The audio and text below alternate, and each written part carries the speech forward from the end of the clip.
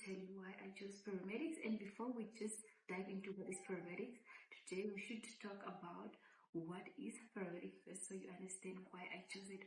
So what is paramedics? Paramedics are emergency medical care professions that give medical care to people who are seriously ill or seriously injured before they reach the hospital.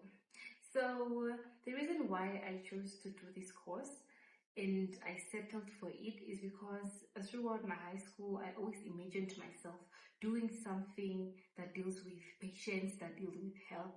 I never ever went out of that scope. Yes, I remember there was a time whereby I had an idea of doing engineering, but it was just never in my mind, sticking in my mind that I should do something like that. I always loved to interact with people. I love interacting with people, and I just have that thing of helping people. So I wouldn't even imagine myself doing engineering. I don't think it will be best for me. That's number one reason why I chose paramedic. So before I settled for it, I had some different ideas, like I want to do radiography, I want to do doctor, as science learner mostly you look that side. But I went with the way that my gut is leading me to. For one to be enrolled in emergency medical care, the course that I'm doing, paramedics, ALS, aka ALS, one needs to first reach the institution requirements, which is 25 points in 5 subjects and an E symbol in English. And for you to qualify for paramedics, you need to have an A symbol in mathematics, biology, physics, or chemistry. And you need to score 60% in English, you need to score 60% in English and 50% in mathematics and math. But that's not only the requirements that you need. That's not the requirements. There's a selection process. I'm answering the question that was in the comments for the last video, right? So there is a selection process. So first what you do is you give in your academic merits. So they they evaluate your performance according to your academic scoring, right, from your grade 12 or grade 11. And after that is when you would have to go to, you need to give in your medical assessment report from a doctor. If you are from a state hospital, you go to the state hospital and then they check you up. If you are fit enough, if you don't have any medical issues like heart attack and stuff, because you need to be healthy to do this course. You don't just have to, because it requires someone's strength and physical ability. And after that, I feel like I'm missing up the steps because I kind of forgot what came first when I was doing my selection process. They also check your fitness. So there'll be a day you'll be called at the school whereby you have to run, you have to do bumpies, you have to do push-ups just to see if you are physically fit. So if you're not physically fit, then I don't know. And the next step is you have to go for an interview.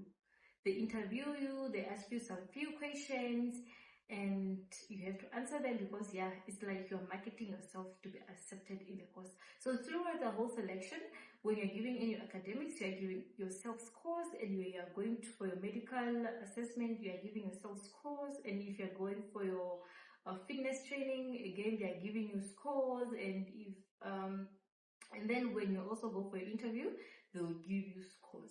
So throughout the whole process, they're gonna select now the best performance, if I may say, or the best learners that are capable to do their course. That's how the whole process works. So this is not to discourage anyone, but I feel like, to my own opinion, it's much more greater to do grade 12, because most of the things that you do in most of the things that you do in first year are things that are from grade 12 content. So it will be much more easier for you to understand. It will be much more easier for you to adapt to the environment also. Continuing, when I check in my class, my first year class, majority of the people are from grade 12. And then the rest are people that had qualifications already. of emergency medical care. Because there are people who are having a basic life support, there are people, okay, let me start with, there are people who's having first aid and basic life support and intermediate life support, but this one is advanced life support. So you'll be dealing with a lot of medications, you'll be dealing with a lot to interact with in the medical field. You can intubate, you can do a lot of things. So if you have your basic life support qualification, when you come in last, you still start over from year 1 to year 3, and for you to be an advanced life support. So a beautiful advice is that if you are a fresh learner that wants to be in this industry, just come straight to NASP. From your grade 12, come straight to NASP. Don't waste your time to go do the basic life support. Don't waste your time to go do intermediate. Come to do your advanced life support. So please, my favorite part, don't forget to like, don't forget to subscribe, don't forget to ask your question. Don't forget to ask what you wanted to know. I will always answer you, and if I'm not clear, again, comment again that what you explained, my girl, I don't understand. I will be there for you.